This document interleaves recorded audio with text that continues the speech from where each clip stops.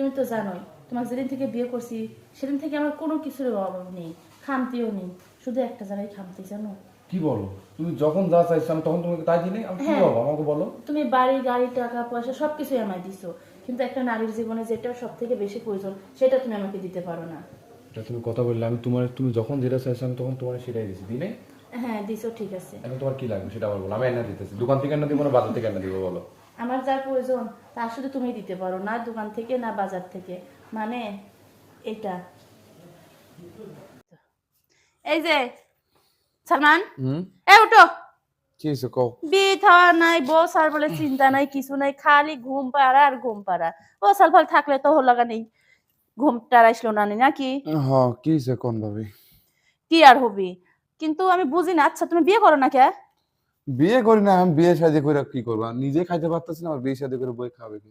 শোনো, বিয়ে শাদী করলে পরে শোনো আলাদা একটা কথা হয়, বুঝছো? তখন একটা চাহিদা থাকে যে না, আমার কাজ কাম করতে। এই যে তুমি কাজ কাম করো না, কিছু না, তুমি খালি শুয়ে বসে থাকো, আমি কিন্তু তোমার সমস্যা ধরে ফেলাই দিছি। দূরও ভাবি, সবসময় ফাইজলামি করেন না তো, আমার আবার কি সমস্যা? তোমার যে কোন জায়গায় সমস্যা, তোমার হলো আসল জায়গায় সমস্যা, বুঝছো? ভাবি আপনি এই রহস্য করেন না তো, আমার কোনো আসল জায়গায় কোনো সমস্যাই নেই, আমি ঠিক আছি, এমনি বিয়ে আরে শাদী করতেছি না।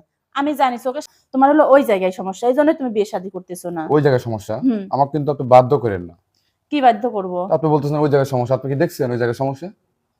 না দেখলে বোঝা যায় না স্যার, তুমি যে পুরুষ মানুষ, তোমার মধ্যে তো একটু হলেও পুরুষত্ব থাকা উচিত, আমি তো সেটা কখনোই দেখি না। তার মানে এখন আমার পুরুষত্ব আপনার সাথে দেখানো লাগবে না? তাহলে খুশি তো।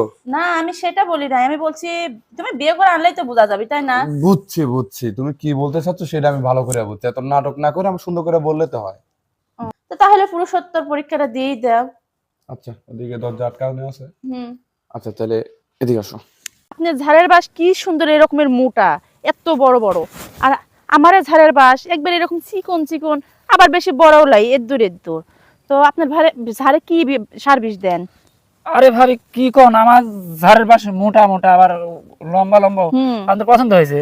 সেই পছন্দ একেবারে, কিন্তু আপনার ঝাড়ের বাঁশ একবারে কাজের জন্য মাপ মতো।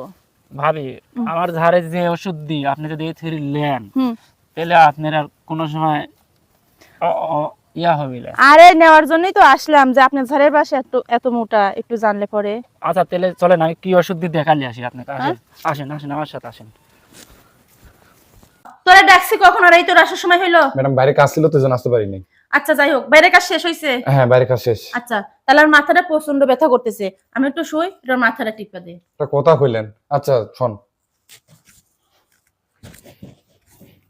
কি হলো, এখানে পাশে বসে নে। না না সমস্যা নাই, আমি এখান থেকে দিই। হুম। এখান থেকে দিই।